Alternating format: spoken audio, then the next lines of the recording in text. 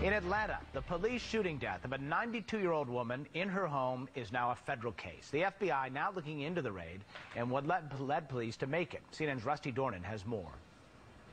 Police say it was the information from this man that led them to raid the home of 88-year-old Kathryn Johnston. They say he bought drugs at the house. No way, says the man who claims to be the informant. I never went to that house. I'm telling them, I never went to that house. When police burst through Johnston's door, she opened fire and was shot and killed. The police informant says he then got a call from officers.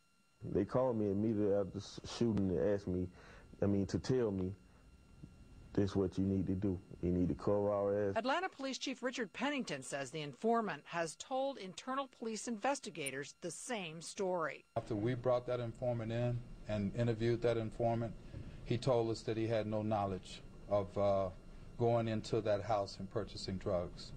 The officers had obtained what's called a no-knock search warrant for Johnston's house. A judge granted the warrant after police said they had watched their informant buy drugs at the house from a man called Sam. They also said the informant had claimed there were surveillance cameras inside.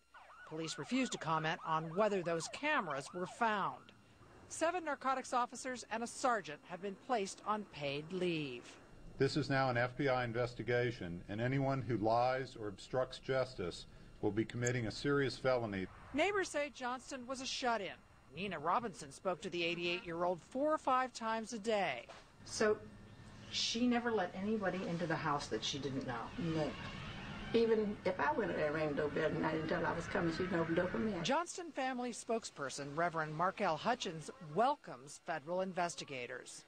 At best, this was poor judgment on behalf of the police officers involved. At worst, it's an egregious and gross violation of Ms. Johnston's civil and human rights. That question will now be up to the FBI to decide. Rusty Dornan, CNN, Atlanta.